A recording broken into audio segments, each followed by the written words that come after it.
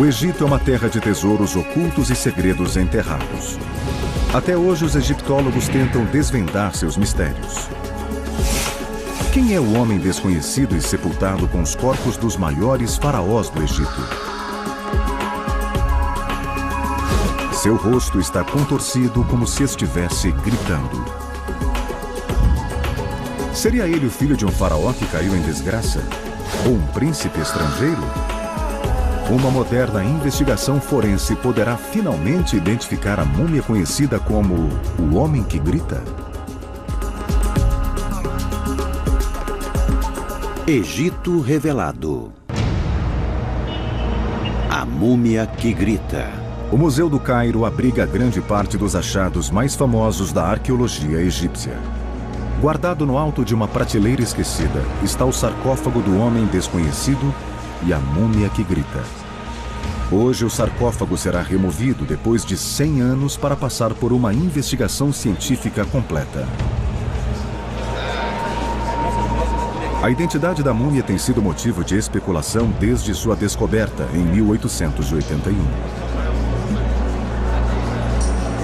Uma equipe de egiptólogos vitorianos foi quem desembalou a múmia pela primeira vez. Quando removeram a última bandagem, depararam-se com isso. Gerações de estudiosos pesquisaram formas de explicar o que aconteceu a este indivíduo. Por que seu rosto parece ter sido eternizado em um grito? Agora, uma nova equipe de cientistas assume o desafio. O Dr. Zahi Hawass é o mais experiente arqueólogo egípcio. Pela primeira vez, ele teve permissão para realizar uma tomografia computadorizada na múmia. Esse homem estava repousando no Museu do Cairo, esperando que alguma pessoa revelasse o seu mistério. Então era muito importante que eu me envolvesse nessa pesquisa para descobrir quem foi esse homem. Ao mostrar o que há sob a pele da múmia, a tomografia pode revelar alguma informação sobre quem ele era e como morreu. Os dados do exame serão então enviados a Caroline Wilkinson, uma antropóloga facial. Ela trabalhará com o modelo virtual tridimensional do crânio para recriar o rosto da múmia que grita. O objetivo é confrontar as descobertas reveladas por estes procedimentos modernos com as teorias que se multiplicaram durante 120 anos de especulação. Neste período, pouco se descobriu em matéria de novas evidências. A primeira análise científica ocorreu em 1886. Os homens que queriam saber mais sobre a múmia que grita precisaram se debruçar sobre os primeiros achados. O exame foi conduzido por uma equipe de 3 pessoas. Gaston Maspero, chefe do Serviço de Antiguidades do Egito, um médico chamado Fouquet e o químico Mattei. O egiptólogo Dylan Bickerstaff estudou este trabalho. Ele é fascinado pelo caso há mais de 10 anos. Fouquet e Maspero tinham alguma experiência em examinar múmias, então eles sabiam qual devia ser a aparência de uma múmia em circunstâncias normais, mas nunca tinham visto nada parecido com a múmia do homem desconhecido E. Essa foi a primeira coisa que chamou a atenção dos observadores. A boca estava bem aberta, os olhos fechados, as narinas dilatadas. Ele parecia gritar e um cheiro horrível inundava a sala. Foram os primeiros a ver aquela expressão agonizante. Nunca vimos uma múmia como essa, sofrendo. É só olhar para o rosto. Alguma coisa estranha aconteceu. Este museu em Luxor é dedicado à mumificação. Um processo que os egípcios refinaram ao longo dos séculos e transformaram em arte. O que torna o homem desconhecido E tão singular é a forma como ele foi mumificado. E vir a esse lugar pode trazer algumas respostas. Os registros da necropsia vitoriana deixam claro que, ao desembalar o homem desconhecido E, os examinadores não encontraram o que esperavam. Tradicionalmente, o processo de mumificação seguia uma série de etapas formais e ritualizadas.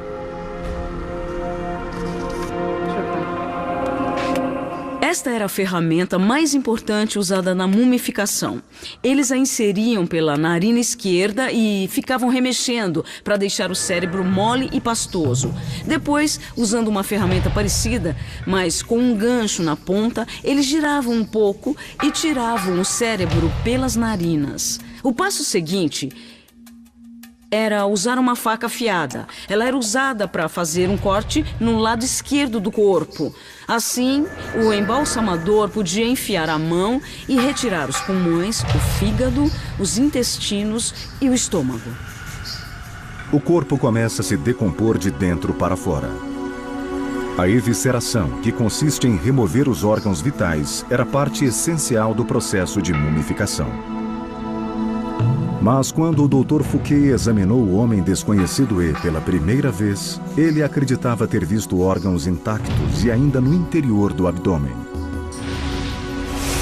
Se ele estiver certo, este fato isolado já torna a múmia do homem que grita extremamente incomum. À primeira vista, no entanto, ela exibe a característica mais comum de uma múmia egípcia. A carne está preservada. Os antigos egípcios aperfeiçoaram uma técnica que usava substâncias químicas para drenar os fluidos do corpo.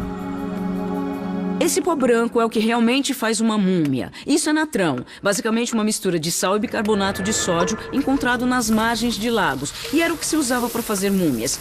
Os embalsamadores dessecavam e removiam a gordura, e é assim que um cadáver deve ficar para durar para sempre. Depois que o corpo era dessecado, o estágio seguinte era revesti-lo com óleos e resinas. As resinas eram derretidas sobre uma fogueira e em seguida aplicadas sobre o corpo, conferindo a ele uma cor dourada. Isso era muito interessante porque quando alguém está morto, não é mais uma pessoa, se transforma em um deus. E a carne dos deuses era feita de ouro. Normalmente, a tarefa de envolver o corpo com faixas só ocorria depois que o processo de dessecação fosse concluído, e às vezes essa fase poderia demorar até 40 dias. Mas algo bem diferente pode ter acontecido aqui. Este corpo não parecia ter sido dessecado desta maneira. Em vez disso, o exame da época vitoriana revelou que ele havia sido coberto com uma espessa pasta branca. Usar esse revestimento de natrão e cal virgem não é uma técnica comum. E foi uma das coisas que mais perturbaram os observadores quando desembalaram a múmia pela primeira vez. Embora a presença do natrão fosse esperada, ninguém esperava encontrar cal virgem. Usá-la para embalsamar um corpo simplesmente não era uma técnica conhecida na tradição egípcia.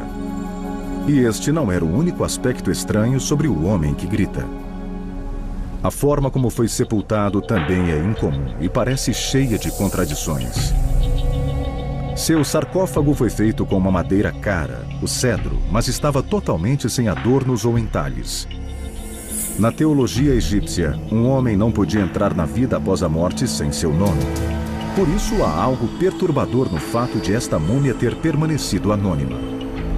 Em seguida, os examinadores vitorianos viriam que o corpo havia sido deliberadamente preservado.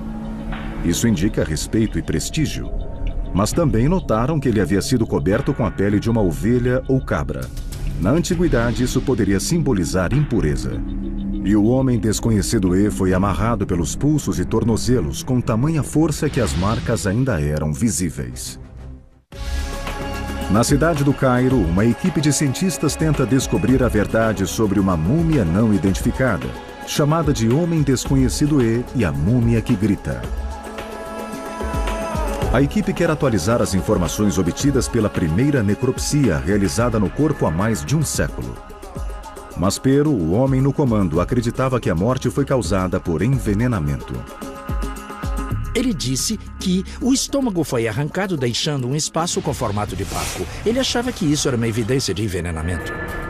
Como se isso não fosse dramático o bastante, Maspero também passou a acreditar que esta múmia anônima era um membro da antiga família real egípcia. Sua teoria deriva de uma descoberta impressionante, feita a mais de 480 quilômetros ao sul do Cairo, em um lugar conhecido como Deir el-Bahri. Este é o local onde o homem desconhecido foi encontrado. O egiptólogo Peter Brand está ansioso para conhecê-lo. Neste sítio arqueológico isolado, um túnel vertical é a entrada oculta que leva ao cenário de uma das maiores descobertas da história da egiptologia. Apesar de sua importância, o sítio não é visitado por turistas. Geralmente é lacrado por uma parede de tijolos. O túnel tem 13 metros de profundidade.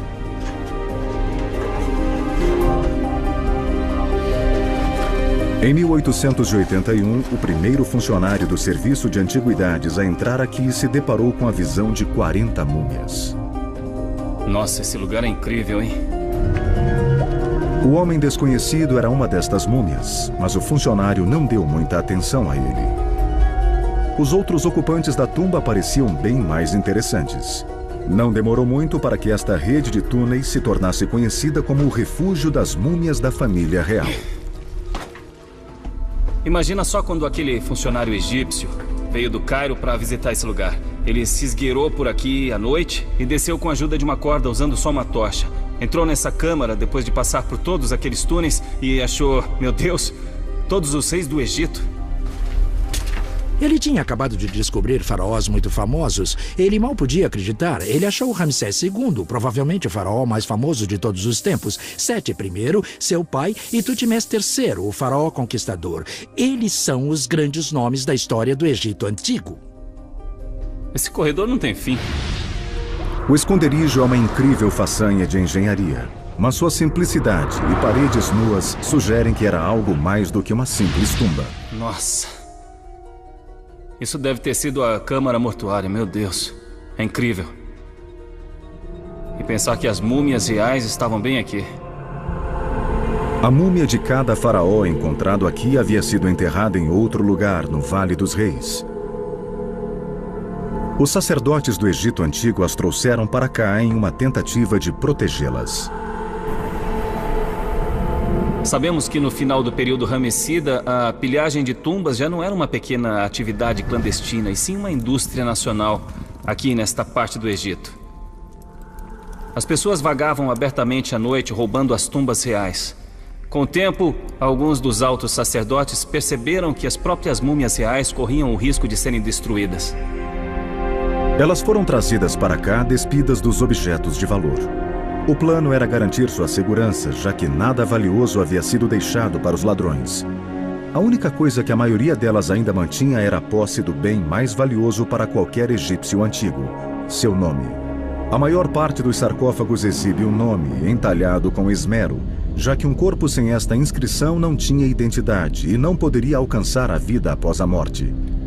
Mas não existe nenhuma marca de identificação no sarcófago do homem desconhecido e, mesmo sem uma inscrição, seus notórios companheiros de tumba podem sugerir apenas uma coisa: que o homem que grita era um deles. Todas as múmias que estão identificadas faziam parte da família real. Foram reis, príncipes e princesas.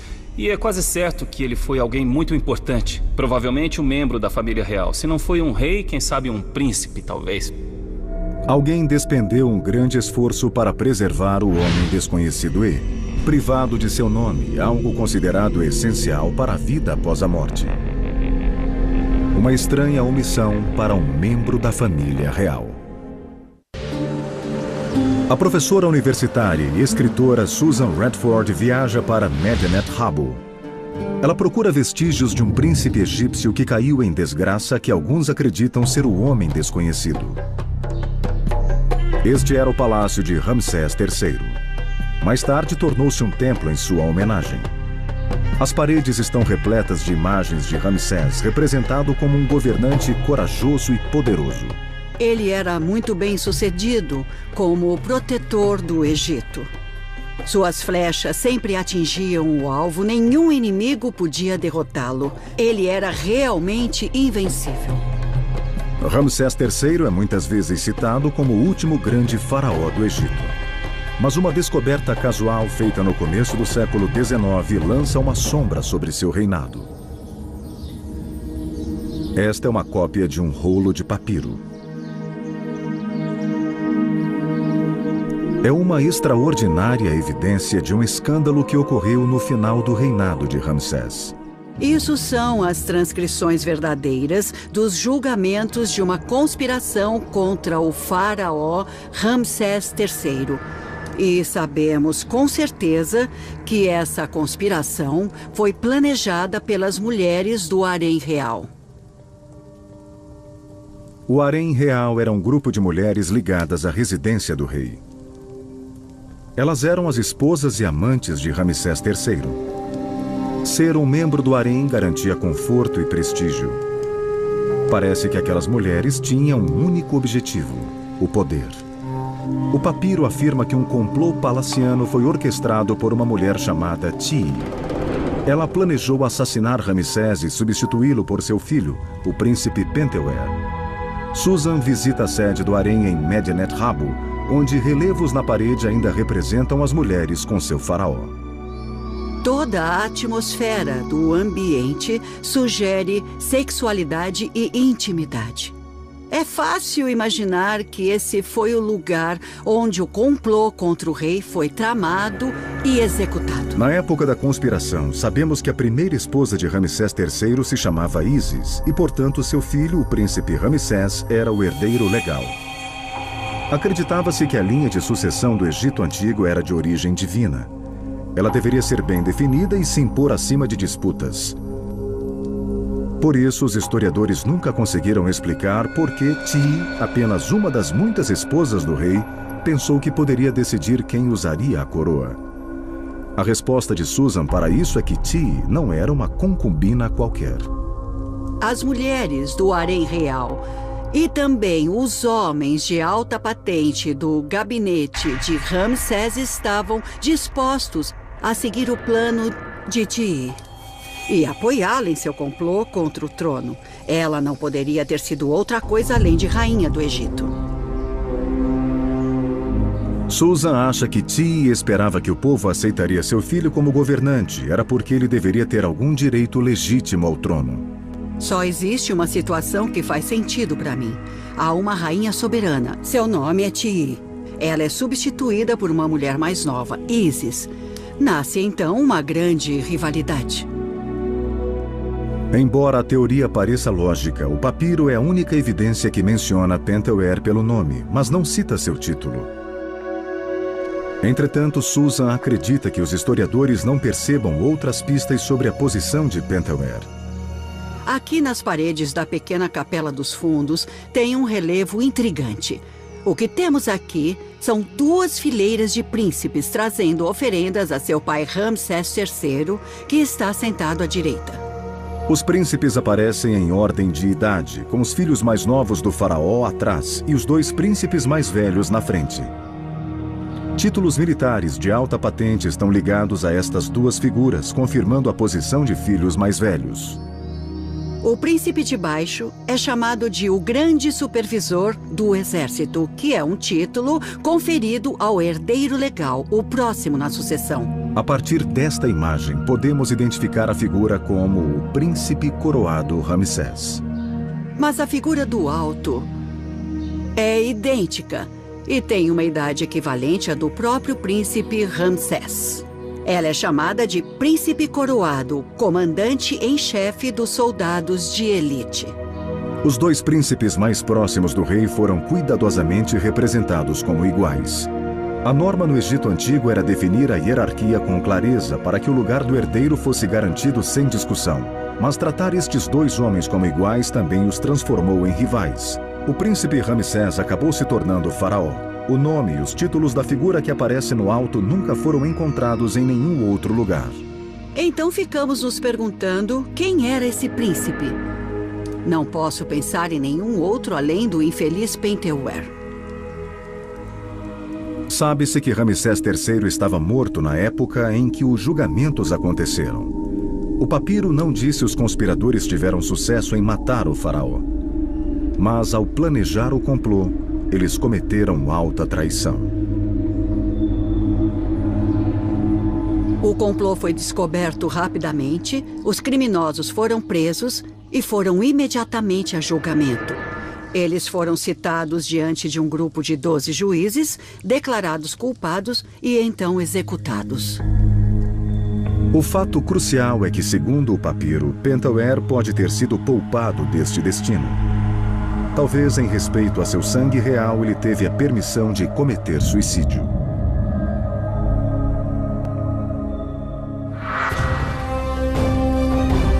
O homem desconhecido E foi mumificado, o que, segundo a crença dos egípcios, permitiria que ele vivesse após a morte. Mas lhe foi negada a magia protetora com a qual chegaria ao outro mundo. Muitos acreditam que foi uma tentativa intencional de amaldiçoá-lo.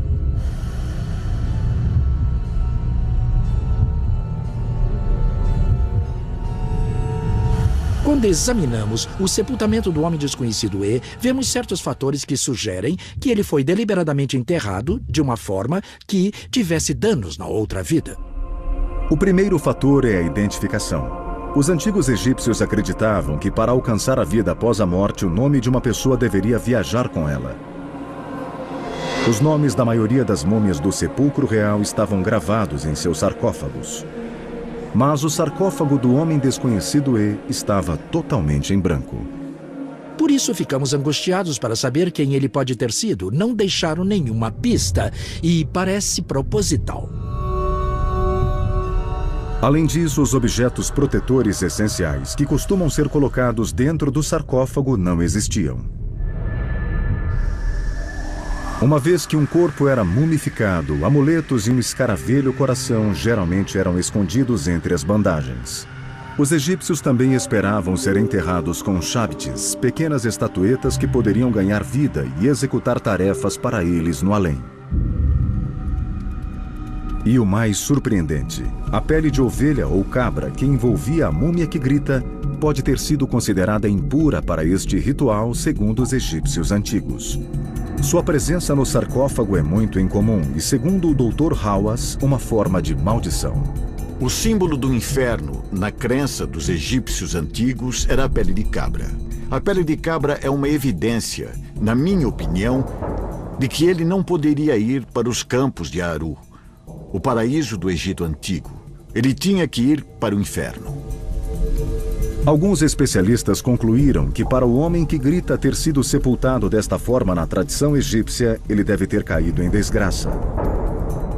Mas e se ele não tiver sido sepultado segundo a tradição egípcia? Uma teoria alternativa sugere que o corpo do homem desconhecido E foi preparado por pessoas que não entendiam totalmente as tradições de um sepultamento egípcio. Uma forma de interpretar a presença de tantos elementos estranhos nesse sepultamento é o fato de não ter sido um típico funeral egípcio. Parecem estrangeiros tentando imitar as técnicas egípcias e com isso fazendo o melhor que eles podiam. À medida que o Império Egípcio se expandia, as pessoas passaram a viajar mais, entrando em contato com outras culturas. Membros do governo eram enviados com frequência ao exterior para administrar os territórios conquistados. Quando a múmia do desconhecido foi examinada por Fouquet e Maspero, eles ficaram surpresos pelo aspecto horrível da múmia naquela posição e sem o nome gravado, mas encontraram aspectos que sugeriam riqueza e status. Por exemplo, ele ainda usava brincos de ouro e dentro do sarcófago havia cajados que presumivelmente indicavam sua importância, o que combina perfeitamente com a posição ocupada por um provável governante estrangeiro. Isso pode explicar por que o homem que grita foi enterrado com uma pele de ovelha ou cabra, um sacrilégio entre os egípcios antigos, mas uma prática comum em outras sociedades. Esta placa de calcário traz a gravação de um antigo texto egípcio chamado A História de Sinuhe. É a história de um egípcio que recebe uma carta do faraó pedindo que volte para o Egito, exatamente para evitar morrer em outro território e ser enterrado na pele de uma ovelha. O corpo do homem que grita teria sido preparado daquela forma porque ele morreu no exterior e foi embalsamado segundo o costume local? A pele de animal não era a única anomalia. Quando a múmia que grita foi desembalada pela primeira vez, estava coberta por uma pasta feita de cal virgem, algo que jamais havia sido encontrado em qualquer outra múmia egípcia. Isso sugere o trabalho de alguém que não era egípcio. Na necropsia original, os examinadores vitorianos observaram outro detalhe estranho. Essa pasta também absorveu a umidade do ar do aposento, e os observadores a viram se expandir diante deles. Foi uma visão horrível. O fato de a pasta ter se expandido apresentou um enigma. Não deveria haver água suficiente no corpo para saturá-la. Então, como a pasta ainda absorvia a umidade do ar 3.000 anos depois? A única explicação lógica é que antes de ser embalsamado, o corpo do homem desconhecido E já havia sido parcialmente dessecado. Os egípcios antigos faziam aquilo, mas centenas de anos antes. Parecia um pouco com os sepultamentos pré-dinásticos, em que o corpo era enterrado na areia para secar por um tempo. Os métodos egípcios de mumificação evoluíram através do tempo e se tornaram muito sofisticados. Mas as primeiras tentativas de preservar a carne eram simples, como enterrar um corpo na areia. Datada de 3.300 a.C., acredita-se que esta seja a múmia mais antiga já descoberta no Egito. A forma como foi dessecada foi rústica, mas eficiente. Ao longo de cerca de 10 anos, a areia teria drenado totalmente a umidade do corpo. Talvez, se o homem desconhecido E tivesse morrido em outro país, o povo local tenha enterrado seu corpo na areia para garantir uma preservação temporária.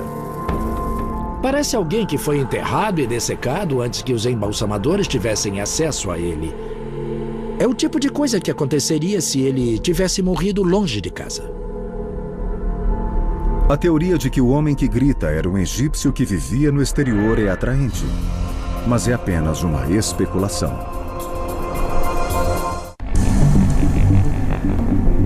A análise forense do homem desconhecido E está em andamento. A múmia foi removida de um canto isolado do Museu do Cairo e agora, depois de 100 anos, mais uma vez ocupa o centro das atenções. O centro da investigação é uma tomografia computadorizada. Ela pode identificar a idade de uma pessoa na hora da morte e também revelar sinais de doença ou as lesões que sofreu em vida. A tomografia é uma forma de o homem desconhecido E nos dar o maior número possível de informações. O tomógrafo usa raio-x. O equipamento capta mais de 1.900 imagens separadas para formar um conjunto completo de dados. O escaneamento em si leva alguns minutos, mas a análise dos dados pode levar dias. O Dr. Hawaz e sua equipe esperam encontrar uma pista, uma evidência sólida que lhes permita finalmente dar um nome ao homem desconhecido E. Pela primeira vez, trouxemos o homem desconhecido a um tomógrafo. Será que esse equipamento pode revelar a magia desse homem? Os dados da tomografia são reunidos para formar uma imagem tridimensional perfeita. Ela permitirá que os especialistas façam algo que seria impossível até pouco tempo atrás, sem dissecar e, portanto, destruir a múmia. Eles poderão ver o interior do corpo. E mesmo que a tomografia não diga qual é o nome do homem que grita, os dados permitirão que a equipe de reconstrução reconstitua seu rosto.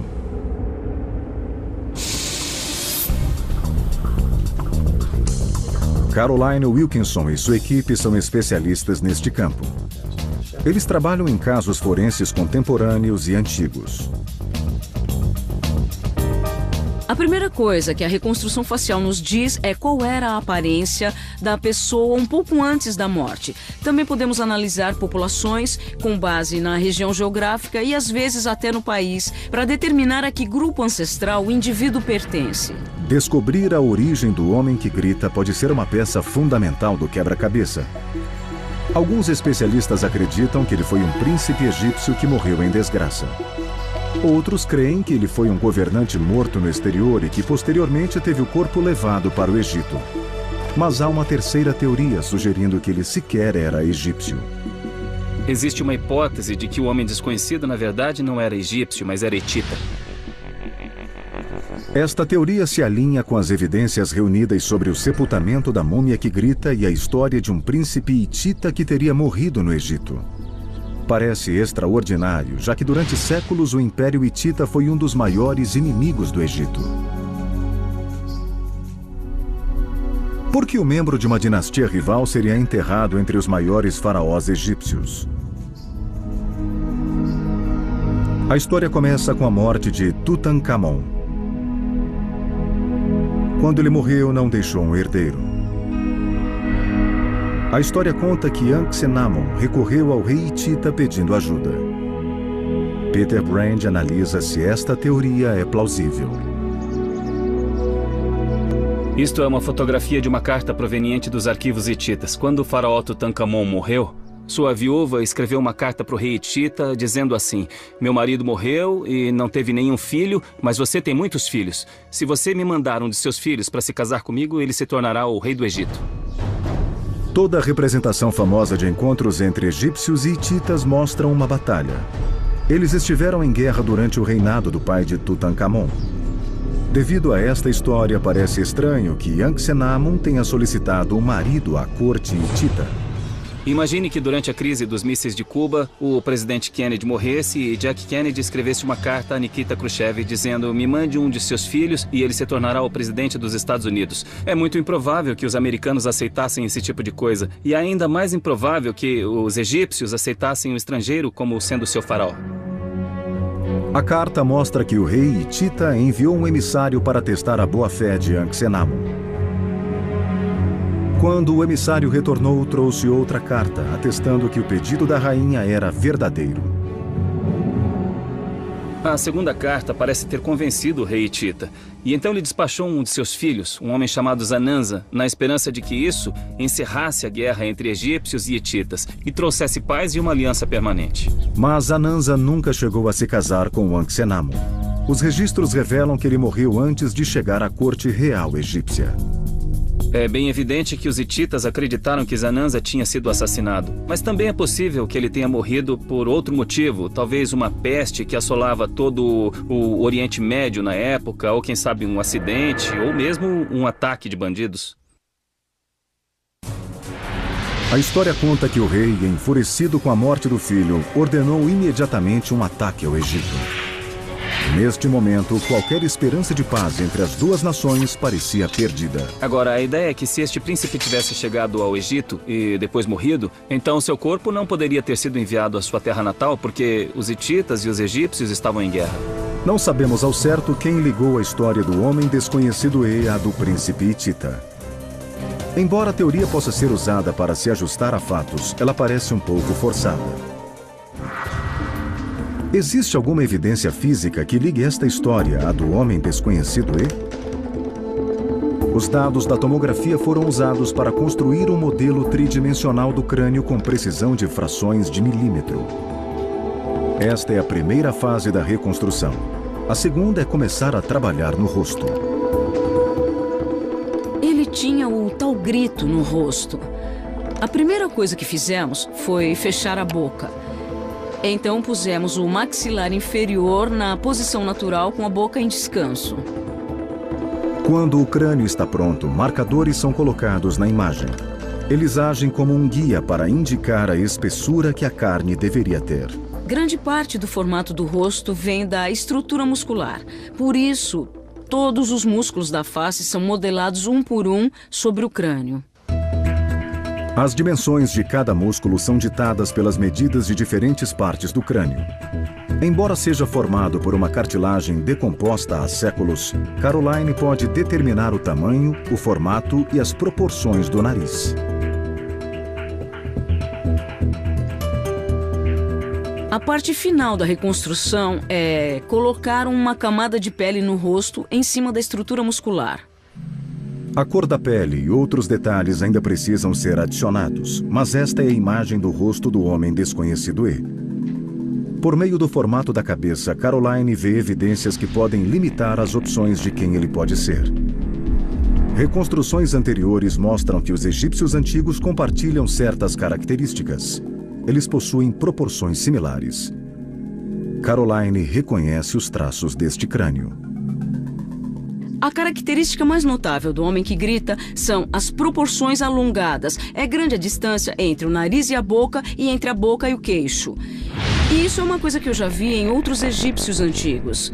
Ele tem também o crânio alongado da testa até a parte de trás da cabeça. E muitas vezes podemos ver uma reentrância no alto do crânio, uma depressão na fontanela bregmática. A outra característica comum é a dificuldade em encaixar os egípcios em grupos ancestrais. Eles mostram características de uma população negra africana e também de uma população comumente associada aos europeus. Eu não vejo nada nesse crânio que sugira outra coisa além de um egípcio antigo. A intuição de Caroline, baseada em 15 anos de experiência, é que este é o crânio de um egípcio antigo. Se estiver ela certa, talvez seja possível descartar a teoria de que o homem desconhecido E era um príncipe hitita. A múmia do homem desconhecido E passa por uma análise forense, na esperança de revelar quem era este homem e como ele morreu. Ao analisar os dados da tomografia, o Dr. Ashraf Selim consegue ver o interior do corpo. Além de procurar pistas sobre a identidade da múmia, ele pretende encontrar evidências ocultas de ferimentos ou doenças, algo que finalmente indique qual foi a causa da morte. Observando os resultados, ele será capaz de dizer qual era a idade aproximada do homem que grita quando morreu. O que eu posso dizer sobre essa múmia, em primeiro lugar, é a idade. Eu presumo que o homem morreu com idade entre 25 e 40 anos. Esta estimativa se baseia em diversos fatores, como a condição das principais articulações e a aparência dos dentes. Até agora, a maioria das pessoas acreditava que o homem que grita morreu jovem. À medida que o Dr. Ashraf analisa as imagens, outro detalhe torna-se evidente. O segundo ponto é que também não conseguimos encontrar nenhum órgão dentro do corpo. Na necropsia original, o Dr. Fouquet afirmou categoricamente que os órgãos ainda estavam presentes dentro do corpo do homem desconhecido E. Mas as evidências da tomografia sugerem que pode não ser o caso. Bom, isso é estranho. A múmia não tem órgãos presentes no abdômen. Não posso acreditar que Fouquet pensou ter visto uma coisa que não estava lá. Dylan passou mais de 10 anos estudando o caso do homem desconhecido E. Como todos os outros estudiosos do século passado, ele baseou suas investigações no relatório da necropsia de 1886. Mas as novas revelações da tomografia sugerem que não se pode confiar na primeira análise. Os novos dados permitem que o Dr. Ashraf analise detidamente o esqueleto do homem desconhecido E ele observa outro fato surpreendente. O mais incrível nessa múmia é que toda a caixa torácica está intacta. Não vemos uma única fratura e isso é muito raro. Quase todas as outras múmias que o Dr. Ashraf examinou mostravam indícios claros de fraturas provocadas tanto pelo processo de embalsamamento quanto pela manipulação dos corpos após a morte. O homem desconhecido E não tem ossos quebrados. Mesmo para uma múmia real, isso é muito incomum. Seu corpo deve ter sido tratado com grande cuidado e até mesmo reverência. Juntamente ao fato de que ele foi encontrado ao lado de faraós, esta evidência sugere que ele era da realeza. Agora parece que o homem que grita era provavelmente mais velho do que se imaginava e tem a idade correta para ter sido o filho adulto de Ramsés III. Para o Dr. Hawass, todas estas evidências tornam a teoria do governante estrangeiro menos provável. Para ele, tudo leva a crer na conspiração do harém. A evidência da tomografia sugere que essa poderia ser a múmia de Pentuer, ou seja, o filho de Ramsés III. E o Dr. Hawass acredita que a última evidência de que o homem desconhecido E foi Pentuer ainda pode ser encontrada no interior da múmia. A outra coisa que sustenta a minha teoria é a pele de cabra. Cobrir essa múmia com uma pele de cabra mostra que esse homem não podia ir para o paraíso.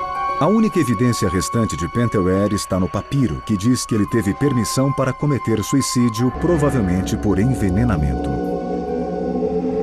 A ausência de órgãos na múmia que grita impede que esta teoria seja testada. Mas os resultados da tomografia sugerem outra causa de morte? Não encontrei nenhuma causa para a morte dessa múmia? Nenhuma evidência de qualquer doença. Nenhum sinal de morte traumática ou violenta. Nada contradiz a ideia de que o homem que grita morreu em decorrência de envenenamento. A teoria do Dr. Hawa se baseia em evidências circunstanciais. Entretanto, ainda se encaixa aos fatos descobertos aqui. A última parte da investigação irá estudar o crânio do homem desconhecido E. Os resultados da tomografia poderão explicar a expressão pungente da múmia? Desde a época vitoriana, há várias especulações do que pode ter provocado o grito do homem desconhecido E. Os primeiros estudiosos da múmia acreditavam que o homem morreu gritando. Mais tarde, acadêmicos afirmaram que era o resultado de uma mumificação mal feita ou da redisposição dos tecidos faciais ao longo dos séculos. O Dr. Ashraf retoma a ideia de que o grito da múmia começou no momento de sua morte. Quando nós encontramos uma múmia com a boca meio aberta, isso quer dizer que a múmia morreu enquanto a boca estava aberta daquela forma. E ninguém se importou ou estava lá para fechar a boca, então ela ficou como era na hora da morte. Mas enquanto examinava a cabeça, o Dr. Ashraf notou uma área cinza claro nas imagens da tomografia. Isso indica que há vestígios de massa encefálica dentro do crânio. Ele verifica os delicados ossos nasais e nota que não estão quebrados. Não há nenhuma fratura ou nada do gênero no crânio dessa múmia. A mumificação no Egito evoluiu ao longo de 3.000 anos. Mas foi somente a partir de 1200 a.C. que o cérebro começou a ser removido com frequência, geralmente com a fratura do crânio e a extração do cérebro através da cavidade nasal. Ramsés III morreu por volta de 1155 a.C. Portanto, se o homem desconhecido E era seu filho, seu cérebro deveria ter sido extraído durante a mumificação. A teoria de que o homem que grita era Pentuer não é perfeita. Ainda há certas anormalidades. Ainda tem muitas coisas estranhas aqui. Respondemos algumas questões e achamos certas coisas que eram mais comuns do que pensávamos, mas outras são bem mais estranhas. Aspectos do sepultamento do homem desconhecido E ainda continuam a desafiar as explicações. Para alcançar a vida após a morte, a identidade de um homem deveria ser levada para o outro mundo. Se aqueles que o sepultaram pretendiam prejudicá-lo, de certa forma, seus esforços foram em vão. Podemos devolver a ele parte daquela identidade. Não podemos recuperar seu nome. Não temos a prova definitiva de que ele é Pentuer, mas podemos reconstruir seu rosto.